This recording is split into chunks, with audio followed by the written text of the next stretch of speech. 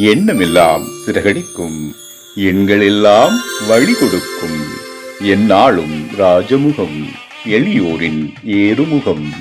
எந்த நிலை வந்தாலும் வந்த நிலை மாறாத நமது Rajanilai. Rajanilai TV, channel of astrology.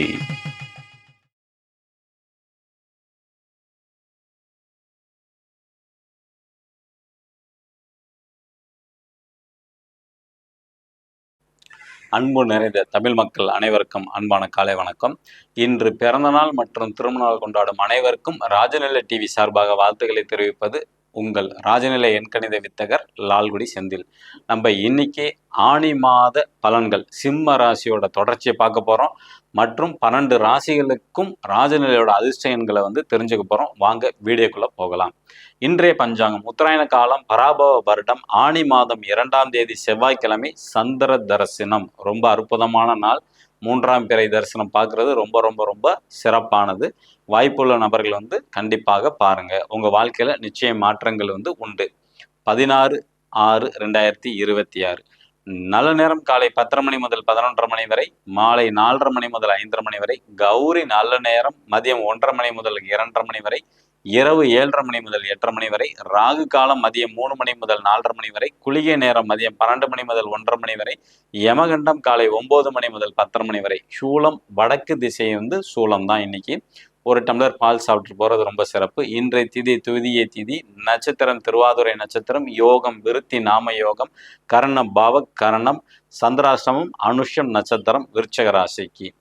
கிரக நிலவரங்கள்: மேச ராசியில் செவ்வாய் பகவான், மிதுன ராசியில் சூரிய பகவான், புதன் பகவான் மற்றும் சந்திர பகவான், கடக ராசியில் குரு பகவான் மற்றும் சுக்கர பகவான், சிம்ம ராசியில் கேது பகவான், கும்ப ராசியில் ராகு பகவான், மீன ராசியில் சனி பகவான். ஆணி மாத பலன்ல சிம்ம ராசியோட தொடர்ச்சி தான் நம்ம பார்க்க போறோம். இன்னைக்கு வேலை எப்படி இருக்கு அப்படிங்கிறத தெரிஞ்சுக்க போறோம். ஓகேங்களா? 6ஆம் இடம் தான் வேலையை குறிக்கக்கூடிய இடம். அந்த அதிபதி சனி பகவான் 8ல இருக்கிறாங்க. இந்த 6ஆம் இடத்தை குருவும் சுக்கிரனும் பார்வை செலுத்துறாங்க. அப்ப நிச்சயமாக இவங்களுக்கு வேலையில ஒரு முன்னேற்றம்ங்கிறது நிச்சயமாக இருக்கும் இவங்களுக்கு. ஆனாலும் வருமானம் உண்டு. புதிய வேலை கிடைப்பது சிக்கல்கள் கண்டிப்பாக வரும். வேலையில புது வேலையில ஜாயின் பண்றவங்கள ஒரு சின்ன ஏமாற்றங்கள் வரதுக்கான வாய்ப்புகள் உண்டு. அதாவது அவங்க சொன்ன சேலரி கொடுக்காம இருக்கலாம், அல்லது அந்த போஸ்டிங் சரியான போஸ்டிங் இல்லாமல் இருக்கலாம். ஓகேங்களா? அதே மாதிரி ஆல்ரெடி வேலை செஞ்சிட்டு இருக்கவங்களுக்கு ஒரு இடமாற்றம்ங்கிறது கண்டிப்பாக உண்டு. அடுத்தது கணவன் மனைவியை குறிக்கக்கூடியது. 7ஆம் இடத்துல பாத்தீங்கன்னா ராகு இருக்கிறாங்க. கடந்த 1.25 வருஷமாக 7ஆம் அதிபதி போய் 8ல மறைஞ்சிருக்கிறாங்க. இப்ப இவங்களோட கணவன் மனைவி அப்படின்னு எடுக்கும் போது சின்ன சின்ன பொய்கள் சொல்லக்கூடிய சூழ்நிலைகள் உருவாகும். ஓகேங்களா? வருமானத்தை நோக்கி இவங்களோட எண்ணங்கள் அதிகமாக இருக்கும். அதனால குடும்பத்துல சின்ன சின்ன கருத்து வேறுபாடு வந்துட்டு போகும். திருமண யோகம் உண்டா அப்படின்னா, சிம்ம ராசியில பிறந்தவங்களுக்கு உட்பிரிவுல திருமண யோகம்ங்கிறது நிச்சயமாக இருக்கும். உங்களோட கேஸ்ட்ல சப்கேஸ்ட் இருந்தா அந்த வரனை நீங்க முடிச்சீங்கன்னா நிச்சயமாக வாழ்க்கை சிறப்பாக அமையும். அடுத்தது 9ஆம் இடம்ங்கிறது தந்தையை குறிக்கக்கூடியது. தந்தைக்கு எதிர்பாராத லாபங்கள் நிச்சயமாக உண்டு.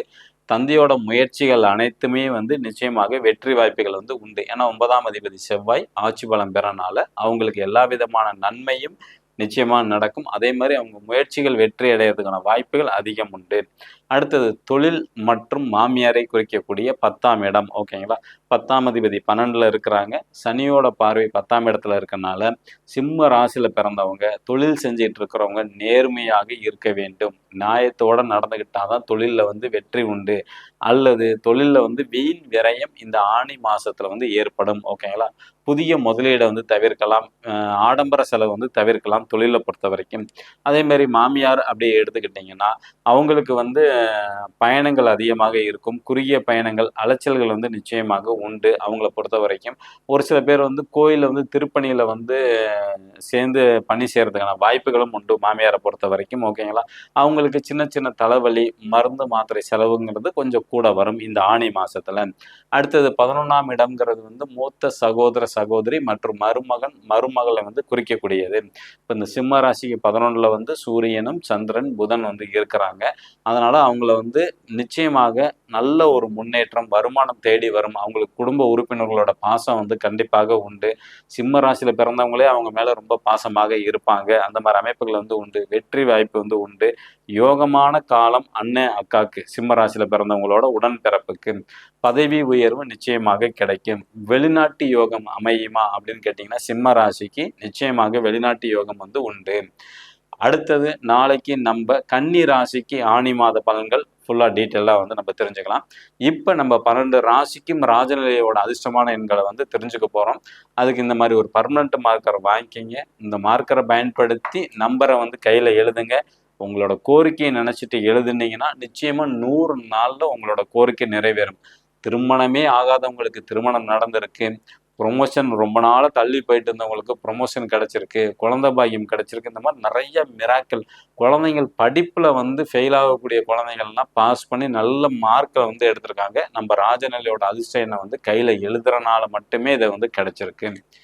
மேச ராசி அல்லது மேச லக்னத்தில் பிறந்த நண்பர்கள் இன்று பயன்படுத்த வேண்டிய ராஜநிலையின் அதிர்ஷ்டமான எண் 72. ரிஷப ராசி அல்லது ரிஷப லக்னத்தில் பிறந்த நண்பர்கள் என்று பயன்படுத்த வேண்டிய ராஜநிலையின் அதிர்ஷ்டமான எண் 68. மிதுன ராசி அல்லது மிதுன லக்னத்தில் பிறந்த நண்பர்கள் என்று பயன்படுத்த வேண்டிய ராஜநிலையின் அதிர்ஷ்டமான எண் 97. கடக ராசி அல்லது கடக லக்னத்தில் பிறந்த நண்பர்கள் பயன்படுத்த வேண்டிய ராஜநிலையின் அதிர்ஷ்டமான எண் 92. சிம்ம ராசி அல்லது சிம்ம லக்னத்தில் பிறந்த நண்பர்கள் இன்று பயன்படுத்த வேண்டிய ராஜநிலையின் அதிர்ஷ்டமான எண் 84. கன்னி ராசி அல்லது கன்னி லக்னத்தில் பிறந்த நண்பர்கள் பயன்படுத்த வேண்டிய ராஜநிலையின் அதிர்ஷ்டமான எண் 77. துலாம் ராசி அல்லது துலா லக்னத்தில் பிறந்த நண்பர்கள் பயன்படுத்த வேண்டிய ராஜநிலையின் அதிர்ஷ்டமான எண் 33. விருச்சிக ராசி அல்லது விருச்சிக லக்னத்தில் பிறந்த நண்பர்கள் பயன்படுத்த வேண்டிய ராஜநிலையின் அதிர்ஷ்டமான எண் 02. தனுசு ராசி அல்லது தனுசு லக்னத்தில் பிறந்த நண்பர்கள் பயன்படுத்த வேண்டிய ராஜநிலையின் அதிர்ஷ்டமான எண் 22. மகர ராசி அல்லது மகர லக்னத்தில் பிறந்த நண்பர்கள் பயன்படுத்த வேண்டிய ராஜனின் அதிர்ஷ்டமான எண் 08. கும்ப ராசி அல்லது கும்ப லக்னத்தில் பிறந்த நண்பர்கள் பயன்படுத்த வேண்டிய ராஜனின் அதிர்ஷ்டமான எண் 37. மீன ராசி அல்லது மீன லக்னத்தில் பிறந்த நண்பர்கள் பயன்படுத்த வேண்டிய ராஜனின் அதிர்ஷ்டமான எண் 45. இவை அனைத்தும் காமனான எண்கள் தான். உங்களோட ஜாதகப்படி நீங்க பயன்படுத்தக்கூடிய செல்போன் எண், ஏடிஎம் பின் நம்பர்ல அதிர்ஷ்டமான எண் இருக்கா அல்லது அதிர்ஷ்டமான நம்பர் உங்களுக்கு தேவையா, கீழே உள்ள நம்பருக்கு வந்து வாட்ஸ்அப்ல வந்து மெசேஜ் பண்ணுங்க. இந்த நாள் இனிய நாளா அமைய அடியேனும் பிரபஞ்சத்திடம் பிரார்த்தனை செய்து கொண்டு விடைபெற்றுக் கொள்கிறேன். மீண்டும் சந்திப்போம். நன்றி, வணக்கம்.